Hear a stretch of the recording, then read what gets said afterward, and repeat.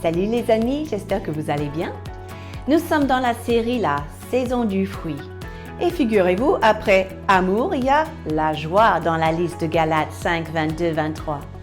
Est-ce que vous vous êtes déjà demandé pourquoi la joie figure en deuxième position?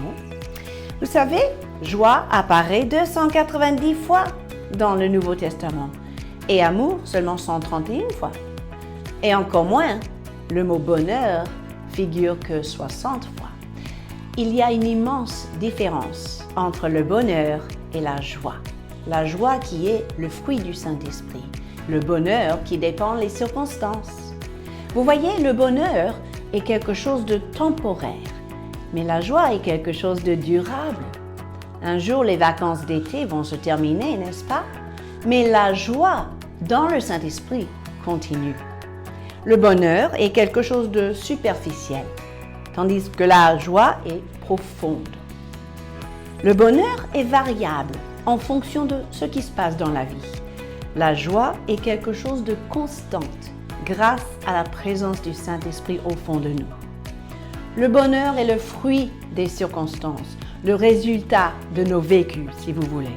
Mais la joie est le fruit ou le résultat de la présence et de l'action du Saint-Esprit au fond de nous.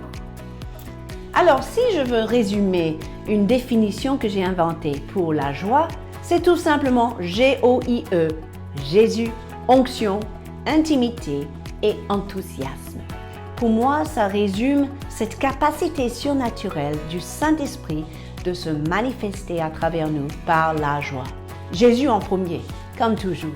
Il est notre source de joie. Notre relation avec lui va déterminer la constance dans laquelle nous demeurons dans la joie. Jésus lui-même tressaillit de joie par moments. Et chaque personne qui a rencontré Jésus a été remplie de joie. Jésus, tout d'abord, est la source de toute joie.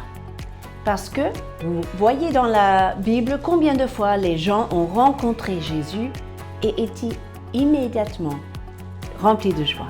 Même dans le ventre de sa mère, Jean-Baptiste bougeait, jaillissait de joie à la rencontre de Jésus-Christ. Si donc vous perdez la joie, il y a une raison pour cela. Est-ce possible que vous avez premièrement perdu votre connexion avec Jésus ou perdu votre conscience de sa présence dans vos circonstances, dans votre vie? Voilà la clé. C'est très important. Là où il y a Jésus, il y a la joie. Parce que si tu es dans l'épreuve, tu peux toujours avoir la joie. Tu peux garder la joie, car Jésus est là dans l'épreuve avec toi. Quand votre barque passe par la tempête, si Jésus est dans la barque, vous gardez la joie malgré l'agitation. Donc, au lieu de demander « Pourquoi ça m'arrive, Seigneur ?», demandez plutôt « Où es-tu, Jésus, dans cette affaire ?» et vous retrouverez la joie. Le O pour onction, l'onction du Saint-Esprit. Vous savez, quand vous sortez pour vous baigner au soleil, vous mettez la crème sur la peau. Ou quand vous sortez de la douche, vous mettez une lotion hydratante sur la peau.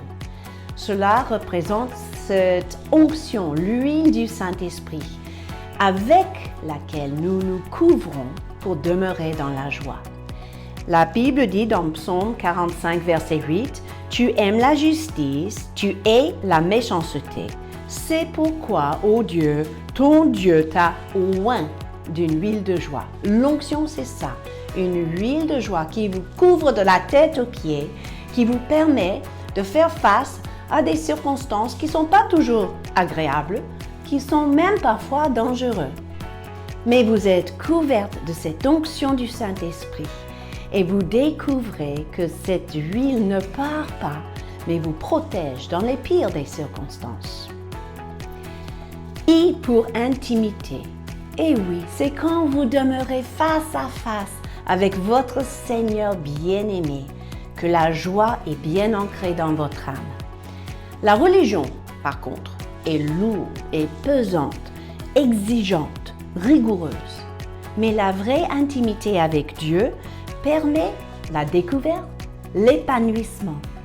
Et qui dit joie, qui dit légèreté, n'est-ce pas? Qui dit joie, dit espérance, confiance. Ce n'est pas du tout la même chose que la religion.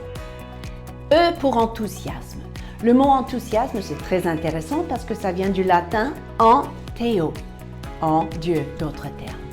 Votre enthousiasme est la manifestation extérieure de cette joie intérieure. Cette joie qui est le fruit du Saint-Esprit tant que vous demeurez dans la présence de Dieu et sous l'onction. C'est là que votre vie va briller avec la joie du Seigneur. Et quoi que vous fassiez, quoi que vous rencontriez, cette joie sera votre force. Gardez cela en tête cette semaine et je vous dis à la semaine prochaine.